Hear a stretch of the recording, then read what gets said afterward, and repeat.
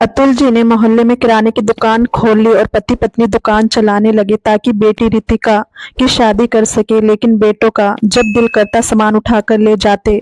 जब अतुल जी पैसे मांगते कि दुकान में सामान लाना है तो वो लड़ने लगते कि बाप की कमाई पर हमारा भी अधिकार है। और ऐसे ही अतुल जी की दुकान खत्म हो गई और वो रोड पर आ गए।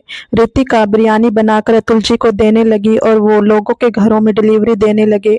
उनके काम में बढ़ोतरी हुई और उन्होंने रेस्टोरेंट बना लिया। तो बेटे बच्चों को लेकर रेस्टोरेंट में आ गए कि पापा की कमाई खाएंगे। लेकिन उनके होश उड़कर रह गए क्योंकि अतुल जी ने उन्हें शाम का समय था। रितिका और उसकी माँ विमला देवी अतुल जी का इंतजार कर रहे थे। आज इनको सैलरी मिलने वाली थी और सैलरी जिस दिन मिलती थी वह वापसी पर समोसे लेकर आते। रितिका चाय बनाती और वह तीनों मिलकर चाय और समोसों का आनंद उठाया करते थे। रितिका के लिए ये दिन सबसे अच्छा होता। माँ 5 बज गए, पापा अभी तक नहीं आए। उसने परेशानी से घड़ी में समय देखा। खुद विमला देवी भी थोड़ा परेशान सी हो गई थी। 5 के बाद 6 बजे और 6 के बाद 7 बज गए मगर अतुल जी अभी तक घर न आए थे। अब तो रितिका और विमला देवी काफी ज्यादा परेशान हो गई थी। अतुल जी के पास कोई मोबाइल भी नहीं था। रितिका घर से बाहर निकली और 3 घर छोड़कर अपने बड़े भाई के घर जा पहुंची। भाई पापा अभी तक घर नहीं आए। रितिका ने चिंतित होकर भाई से कहा। वो जो टीवी पर कोई सीरियल देख रहा था और उसकी पत्नी किचन में खाना बना रही थी, झुंझलाकर बोला, आ जाएंगे अभी। उन्होंने कौन सा खो जाना है? मेरे मोबाइल में बैलेंस नहीं, वरना मैं फोन कर लेता। रितिका को जवाब मिल चुका था। उसके घर साथ ही छोटे भाई का घर था। रितिका ने सोचा एक बार वहां भी पूछ ले, लेकिन इससे पहले कि वो छोटे भाई के घर में जाती उसे गली के आखिरी कोने से अतुल जी घर आते हुए दिखाई दिए। उन्हें देखकर रितिका ने चैन की सांस ली। वो खामोशी से वापस अपने घर आ गई। पापा आ रहे हैं, उसने माँ को बताया और अंदर कमरे में चली गई। थोड़ी देर बाद अतुल जी घर आ गए मगर हर दिन की विपरीत उनका चेहरा बुझा हुआ था और माथे पर परेशानी भरी लकीरें नजर आ रही थी। क्या बात है, आज आप कुछ चुप चुप से हैं और परेशान भी? सब ठीक तो है? आज इतनी देर भी लगा दी? विमला देवी ने पानी का गिलास उनकी ओर बढ़ाते हुए अतुल जी को कुछ देर तो खामोश रहे और फिर हल्के से बोले, मेरी नौकरी खत्म हो गई है। कंपनी दिवालिया होती रही थी। आज सबको सैलरी देने के बाद मालिक ने कंपनी को किसी दूसरे के हाथ बेचने का कह दिया था। नया मालिक अपना सारा स्टाफ अपने साथ लाएगा, इसलिए हम सबकी नौकरी समाप्त हो गई है। अतुल जी की बात थी या कोई बम? विमला देवी और रितिका के ऊपर तो जैसे आसमान ही टूट पड़ा।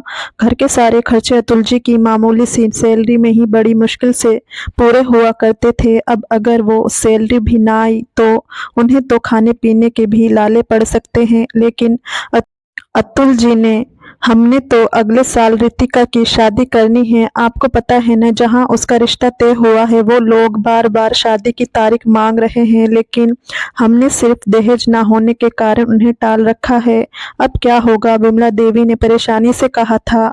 अतुल जी कुछ देर सोचते रहे और फिर बोले, चिंता मत करो, हमें निकालने के साथ ही कंपनी ने हमें हमारा फंड भी दे दिया है। मुझे भी 2 लाख रुपए मिलेंगे। इस 2 लाख रुपयों से मैं कोई दुकान डाल लूंगा जिसकी कमाई से घर भी चलता रहेगा और मैं रितिका का दहेज भी बना लूंगा। अतुल जी की बात में दम था। विमला देवी को ये बात अच्छी लगी। कम से कम कोई उम्मीद तो थी। अतुल जी ने घर के तीनों कमरों में से एक कमरा, जिसका दरवाजा बाहर की ओर खुलता था, उसमें से सारा सामान निकाल कर घर के अंदर रखा और उसे अपनी दुकान का रूप दे दिया। 2 लाख अच्छी खासी पूंजी थी। उन्होंने दुकान में बहुत सारा सामान भरवा लिया। मोहल्ले के लोगों ने पास ही एक बड़ी और अच्छी दुकान देखी तो अक्सर लोग अतुल जी की दुकान से आकर खरीदारी करने लगे। पहला महीना इतना अच्छा गुजरा कि अतुल जी को विश्वास न आया कि उन्हें इतनी अच्छी आमदनी हो सकती है। दुकान में भी काफी माल रखा था। अतुल जी अपनी दुकान से रुपए उठाकर घर ला रहे थे और सोच रहे थे कि आज ये रुपए फर्नीचर वालों को दे देंगे ताकि उसका एडवांस पूरा हो जाए। उन्होंने मोहल्ले का एक छोटा लड़का अपनी अनुपस्थिति में दुकान पर बिठा रखा था। जल्दी खाना दे दो विमला, दुकान पर ग्राहक खड़े हैं, मुझे वहां जाना है। अभी वो खाना खा ही रहे थे कि अचानक दरवाजा बजा। और हड़बड़ाता हुआ दुकान पर बैठने वाला छोटा सा लड़का घर के अंदर आया। अतुल अंकल, आपका बड़ा बेटा मोहित दुकान से बहुत सारा सामान उठाकर ले जा रहा है। मैंने उसे रोकने की कोशिश की लेकिन उसने मुझे एक थप्पड़ मारा और बोला, ये मेरे बाप की दुकान है, मैं यहाँ से जो चाहूँ उठाऊं, कोई मुझे नहीं रोक सकता। अतुल जी को हैरत सी हुई। दोनों शादीशुदा बेटों ने पलट कर कभी उनकी खबर तो ना ली थी। जब से अलग हुए थे तब से उन्होंने कभी मुसीबत में भी माँ बाप की मदद ना की थी। तो फिर आज मोहित दुकान पर क्या करने आया था? जल्दी जल्दी खाना खत्म करके अतुल जी अपनी दुकान पर पहुंचे तो उनके होश उड़ गए, क्योंकि वो दुकान जहां जहां अभी काफी सारा माल था वो किसी बंजर जमीन की तरह दिख रही थी। चीनी के बोरे खाली हो चुके थे, आटा जितना था वो सबका सब मोहित अपने घर ले जा चुका था। दाल मसाले, यहाँ तक कि शैम्पू और टूथपेस्ट के भी कई डिब्बे मोहित अपने घर ले गया था। अतुल जी को बहुत गुस्सा आया। उन्होंने उसी समय दुकान बंद की और सीधा अपने बेटे मोहित के घर जा पहुंचे। वहां जाते ही उन्हें हैरत का तेज झटका लगा। दुकान से लाया हुआ सारा सामान चरपाई पर ढेर था। वो उनके घर के महीने के राशन से कहीं ज्यादा का सामान था। ये सब क्या है मोहित? तुम मेरी दुकान से सामान उठाकर क्यों लाए हो? तुम्हें पता तो है कि मैं इस दुकान से बड़ी मुश्किल से पैसे कमा कर रितिका का दहेज बना रहा हूँ। अतुल जी ने गुस्से से कहा। मोहित मुस्कुराता हुआ चरपाई पर से उठा।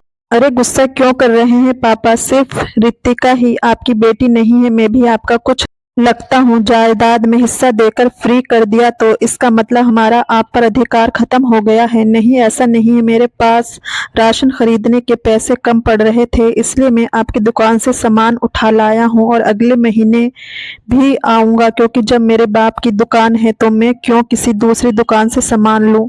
मोहित की बात पर अतुल जी झुंझला गए। तो फिर मुझे उसके पैसे भी तो दो। अतुल जी की बात पर अचानक मोहित गुस्सा हो गया। थोड़ी सी चीजें उठाकर क्या ले आया हूँ? आप तो मेरे मुंह से रोटी खींचने लग गए। कैसे बाप हैं आप? लालची और स्वार्थी। मेरे मासूम बच्चे अगर कुछ खा लेंगे तो आपका क्या जाएगा? नहीं दूंगा मैं ये सामान वापस, और ना ही मैं आपको कोई पैसे दूंगा। चले जाएं आप मेरे घर से। मोहित की बदतमीजी पर अतुल जी बेबसी से अपने घर वापस आ गए। मगर ये तो सिर्फ शुरुआत थी। अतुल जी को दुकान से जो रुपए मिले थे वो फर्नीचर वाले को देने की बजाय उसने दोबारा दुकान में माल डलवा लिया। मगर उनके बेटों ने तो नियम ही बना लिया था, जैसे ही वो खाना खाने के लिए घर आते, मोहित या छोटा वरुण में से कोई दुकान पर जाता और उन्हें जिस चीज की जरूरत होती वो उठाकर घर ले जाते। दोनों पूरे पूरे महीने का राशन अतुल जी की दुकान से उठाने लगे। वो छोटा लड़का अगर उन्हें मना करने की कोशिश करता तो वो उसे थप्पड़ों से लाल कर देते। अतुल जी बहुत परेशान हो चुके थे। वो उन्हें मना करते लेकिन उनके बेटे सिर चढ़कर बदतमीजी करने लगते। दुकान की हालत खराब होती जा रही थी। वो उजाड़ लगने लगी। लोग दुकान पर आते मगर अतुल जी के पास उन्हें देने के लिए सामान ना होता तो वो तंग होकर वापस चले जाते। दुकान की कमाई खत्म होने लगी। सामान ना होने के कारण अतुल जी बहुत परेशान थे। दूसरा महीना शुरू हुआ तो अतुल जी के पास इतने पैसे भी ना थे कि आटा और चीनी की दुकान में डलवा सकें। तंग आकर वो अपने बेटे के पास चले गए। मुझे कुछ रुपए दे दो, मुझे दुकान में सामान डलवाना है, वरना मेरी दुकान ठप हो जाएगी और मैं ऐसा नहीं चाहता। उन्होंने पहले छोटे वरुण से कहा था। उसने इसी महीने अपनी मोटरसाइकिल छोड़कर एक कार खरीदी थी। वो दुखी चेहरा बनाने लगा। अब आपको पता तो है मैं मामूली सी सरकारी नौकरी करता हूँ। अब मेरे पास इतने पैसे कहाँ से आएंगे कि मैं आपको दुकान में डलवाने के लिए लाखों रुपए दे सकूं? माँ बाप सारी उम्र बच्चों को देते हैं, लेकिन आपका अलग हिसाब है। आप तो हर थोड़े दिन के बाद दरवाजा पीट कर मांगने चले जाते हैं। मेरे पास कोई पैसे नहीं, वो बदतमीजी से कहकर घर से बाहर निकलता चला गया। अतुल जी का जी चाहा कि वो फूट फूट कर रो दे। ऐसे नाकारा और ना घटिया बेटे थे जिन्हें इतना भी एहसास न था कि उनके घर में जवान कुंवारी बहन है जिसकी शादी समय पर करना जरूरी है। अतुल जी दोनों बेटों से मायूस होकर अपना सा मुंह लेकर घर वापस आ गए। दुकान खाली थी। कुछ दिन बाद वो पूरी तरह से बंद हो गई। अतुल जी के पास घर के राशन के लिए भी रुपए ना बचे थे। अतुल जी परेशान होते जा रहे थे, लेकिन अभी उनकी परीक्षा बाकी थी। उस दिन शाम के समय रितिका के होने वाले ससुराली आ पहुंचे। अरे विमला, कब तक इंतजार करवाओगी? मेरी बूढ़ी हड्डियों में अब दम नहीं है कि मैं पूरे घर के काम कर सकूं। जल्दी से रितिका को विदा करके मुझे दे दो, ताकि मैं तो सुकून से बैठकर खाना खा सकूं। रितिका की होने वाली सास कहती हुई चारपाई पर बैठ गई थी। विमला देवी भी शर्मिंदा सा होने लगी। दहेज की जो लिस्ट आपने दी थी, अगर आप वो सारा सामान ना मांगे तो हम कल ही रितिका की शादी कर देंगे, लेकिन दहेज का सामान बनाने में काफी समय लगता है, इसलिए तो हमने समय मांगा है। विमला देवी ने कहा तो सास एकदम जैसे उछल पड़ी। हाय, तुमने अभी तक दहेज नहीं बनाया? कुछ महीने पहले जब मैं आई थी तो तुमने कहा था कि बस 2-3 महीने में ही हम फर्नीचर और सारे इलेक्ट्रॉनिक्स खरीद लेंगे। तुम तो अभी तक हाथ पर हाथ धरे बैठी हो क्या? बेटी को बेहाना नहीं है? और बात सुन लो, 6 महीने बाद मैं बारात लेकर आ जाऊंगी, तब ये ना कहना कि हमारे पास देने के लिए फूटी कौड़ी नहीं है। और हाँ, मेरे बेटे ने कहा है कि उसे 10 तोले सोने का सेट भी चाहिए, वरना उसकी दोस्तों में नाक कट जाएगी। रितिका की होने वाली सास मुंह बनाकर कह रही थी। विमला की आंखें फटी की फटी रह गई। 10 तोले सोने का सेट! पहले ही घर में रोटी के लाले पड़े थे, ऐसे में रितिका का दहेज तो किसी सूली की तरह उनके सर पर लटका हुआ था। मगर विमला ना चाहते हुए भी हामी पर बैठी थी। लड़का अच्छी कंपनी में नौकरी करता था, उसकी अपनी गाड़ी थी, छोटी सी फैमिली थी। विमला देवी को लगता था कि रितिका वहां पर खुश रहेगी। उसने जैसे तैसे करके रितिका की सास को राजी करके भेज दिया कि 6 महीने बाद वो लोग शादी की तारीख दे देंगे। लेकिन अब वो और अतुल जी बहुत ज्यादा परेशान हो चुके थे। पापा, खाना खा ले। रितिका ने बिरयानी से भरा ट्रे अतुल जी के सामने रखा तो वो चौंक से गए।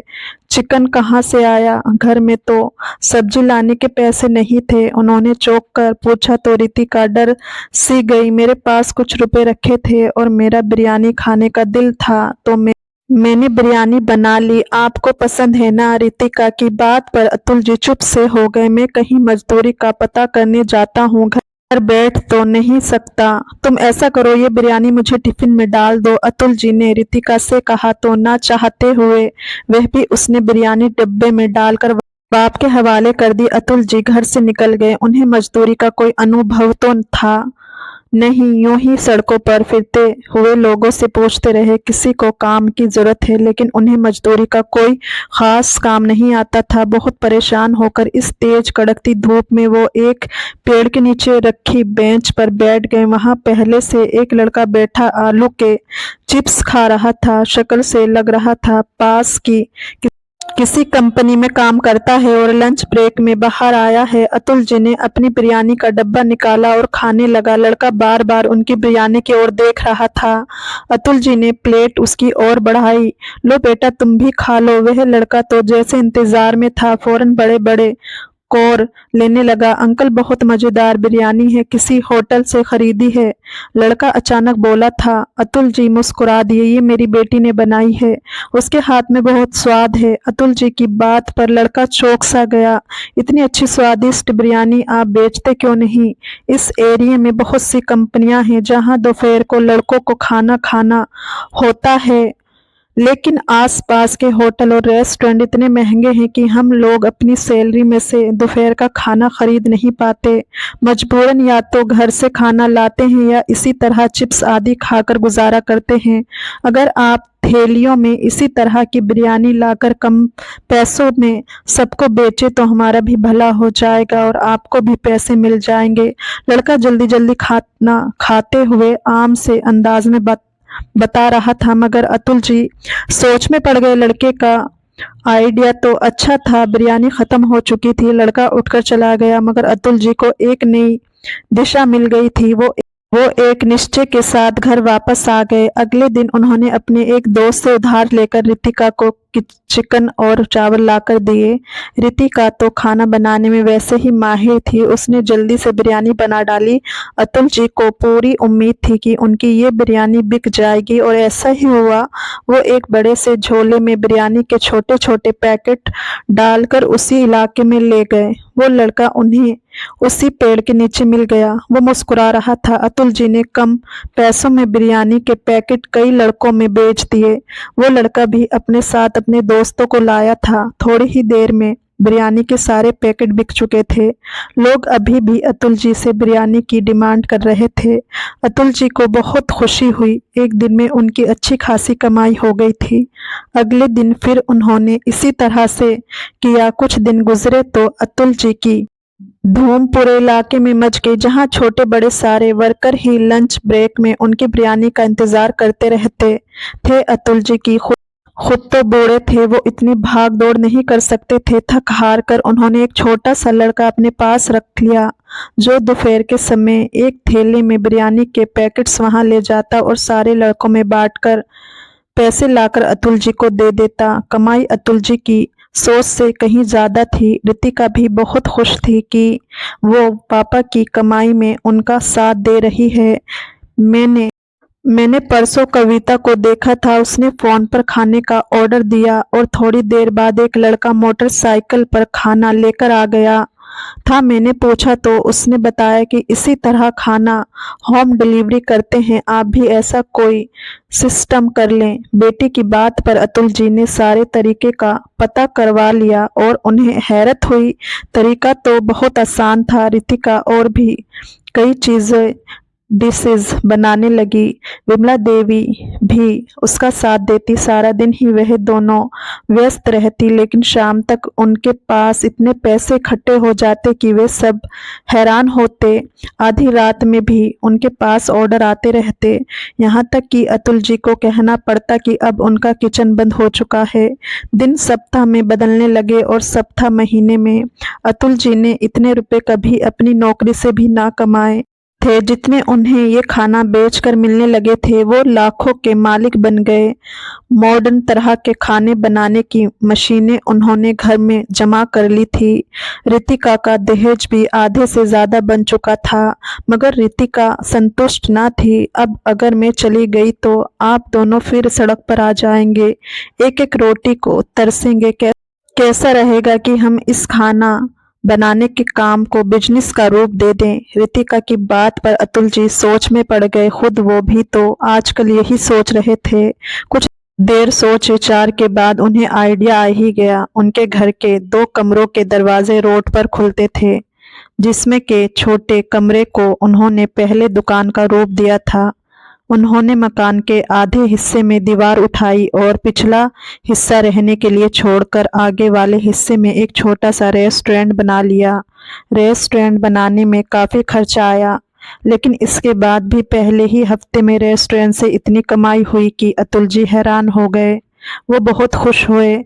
उन्हें विश्वास नहीं आ रहा था कि जिस बेटी को वो सिर्फ दहेज के कारण घर में बिठाए हुए थे, वो इतनी होशियार और अक्लमंद थी कि आज उसके बनाए हुए खाने के कारण उनका एक शानदार कारोबार चल निकला था। अब रेस्टोरेंट में खाना बनाने वाले कई लोग थे। सारा दिन ग्राहकों की एक लाइन लगी रहती।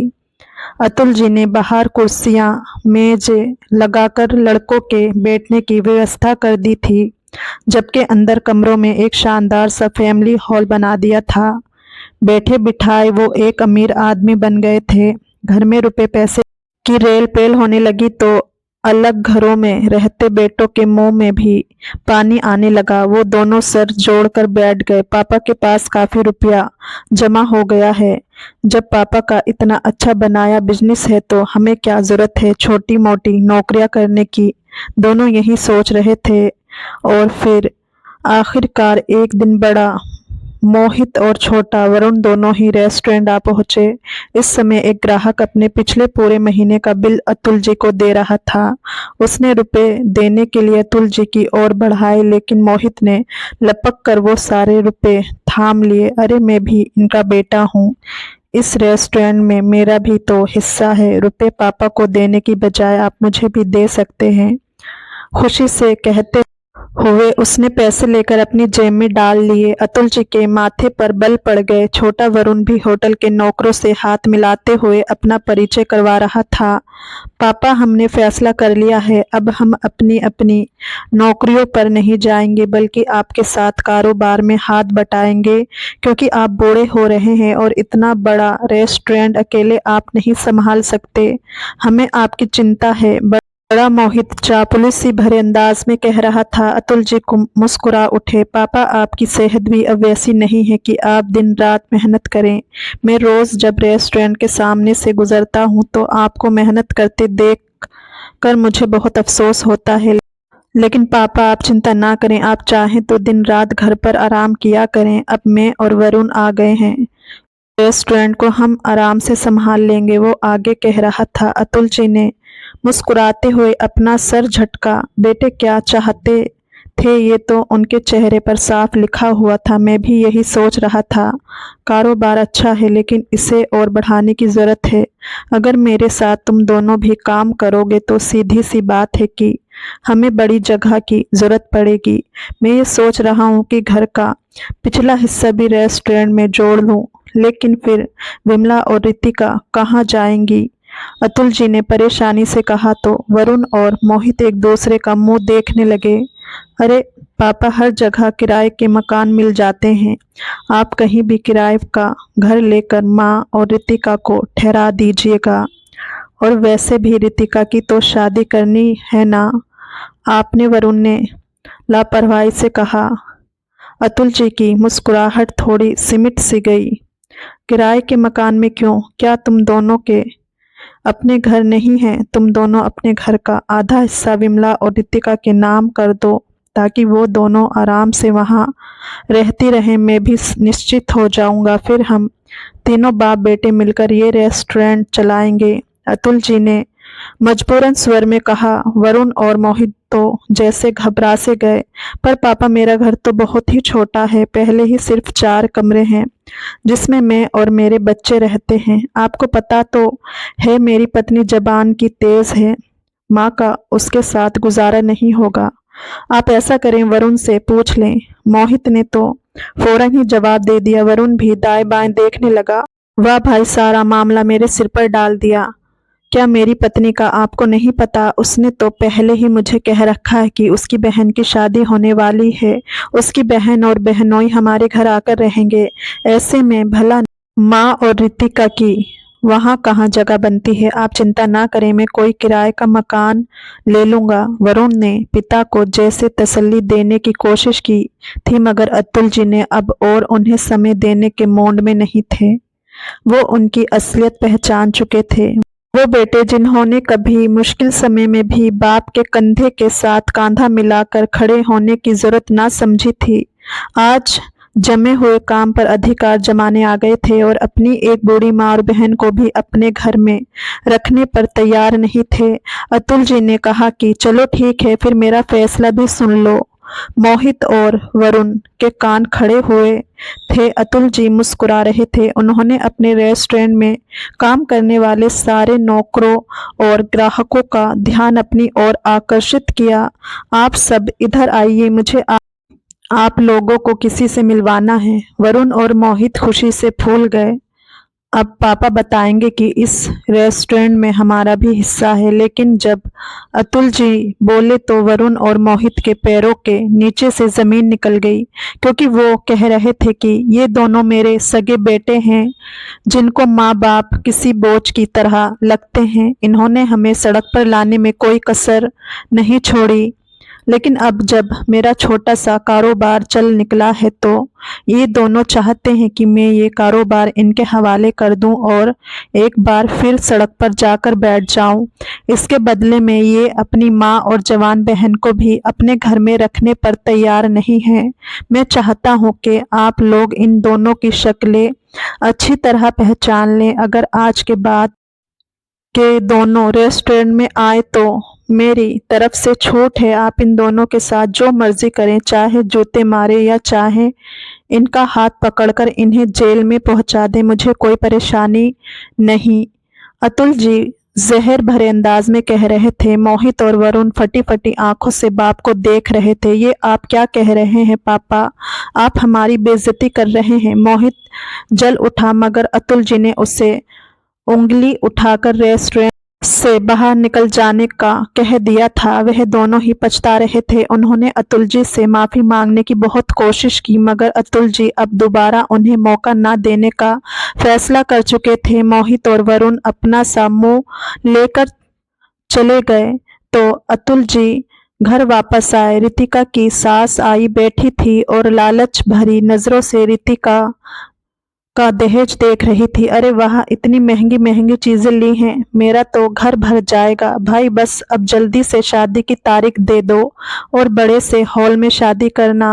रितिका को किसी महंगे पार्लर से तैयार करवाना। और हाँ, मेरे लिए सोने के झुमके बनवाए हैं कि नहीं? रितिका की सास विमला देवी से पूछ रही थी। विमला देवी मुस्कुराकर रह गई। जितनी भी रेस्टोरेंट की कमाई थी वो सारी रितिका की सास की फरमाइशें पूरी करने में लगी जा रही थी। घर के हालात बहुत अच्छे तो हो चुके थे लेकिन ना जाने क्यों उनके दिल को अजीब डर सा लगा हुआ था। रितिका की सास को सिर्फ रुपए पैसे में रुचि थी। वो जब भी बात करती तो यही कहती कि उन्हें जल्दी शादी करनी है ताकि रितिका घर जाकर कामकाज कर सके। अभी वो यही सोच रही थी कि उनकी नज़र अतुल जी पर पड़ी।